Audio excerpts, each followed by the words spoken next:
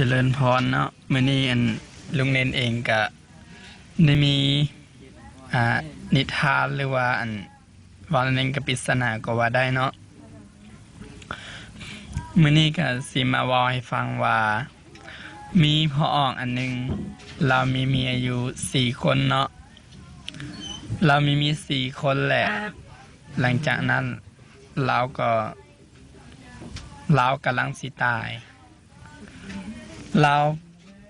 าไปคบเมียคนที่1ที่เราหักที่สุดเราไปคบเมียของเราไปว่าถ้าข่อยตายเจ้าสิเห็นอันใดเราว่าข่อยก็เอาเจ้าไปเผาไฟถิ่ม ไปถามเมียคนที่2ถ้าข่อยตายเจ้าสิเห็นอันใดเมียคนที่2ว่าข่อยก็สิเอาผัวไหมล่ะเอาผัวไหมถามเมียคนที่3ข่อยก็สิไปถิ่มเจ้าอยู่แล้วว่ะไปถามเมียคนที่4ที่ลาบ่ได้หักแพงปานใดเดือน1ไปหาเทื่อ1เนาะ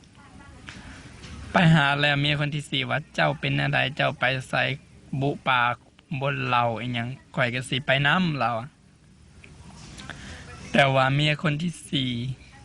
เรารู้สึกเสียใจหลายที่เรายังชีวิตอยู่เราบ่ได้ดูแลเบิ่งแยงเมียคนที่4ของเราแต่ว่ามันนี่เมียคนที่3ว่า50% เราไปนำอยู่หลังจากเราตายอันนี้ก็สิมาเว้าให้ว่าเมียคนที่1ก็คือทุกๆคนเนาะมีห่างกายตอนที่เฮายังชีวิตอยู่นี่ห่างกายของเฮาทุกๆคนเบิ่งแยงดูแลบ่มีหยังอาสิมาโลซันมาขัดสีสวีวันห่างกายนี่แหละคือเฮาตายไปกับคือเมียคนที่1ว่าเอาไปเผาไฟถิ่มแต่ว่านี่แหละคือห่างกายของคนเฮาเมียคนที่2ว่าข่อยก็เอาผัวใหม่นั่นก็คือ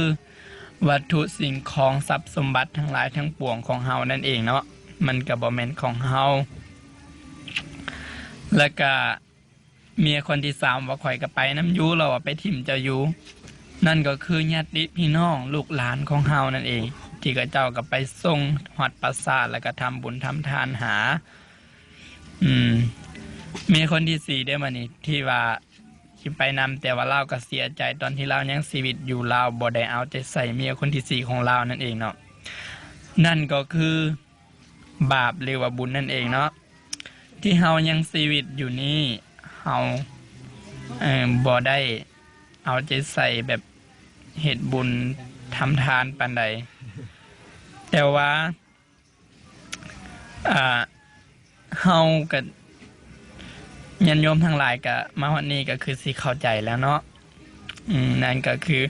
ปริศนาเนาะที่ลุงเนนหรือว่าน้องเนนไอ้เนนเองก็ได้เอามาเล่าให้ฟังในมื้อนี้เนาะถึงตอนท้ายนี้ก็ ขอให้เอาตนญาติโยมทั้งหลายที่ผู้ฟังก็ดีถือว่าผู้บ่ได้ฟังก็ดีก็ขอให้ญาติโยมทั้งหลายนั้นก็จงมีแต่อายุวันนะสุขะพละอายุวันโนสุขังพลังมันยืนหมดทุกตนทุกคนกลางกรุงหุ่งเฮืองหังมีลำรวยในหน้าที่การงานบ่หรือว่าเฮ็ดหยังก็แล้วแต่ขอให้ทุกคนจงประสบแต่ผลสำเร็จหมดทุกตนทุกคนทุกสิ่งทุกประการด้วยเถิดสาธุ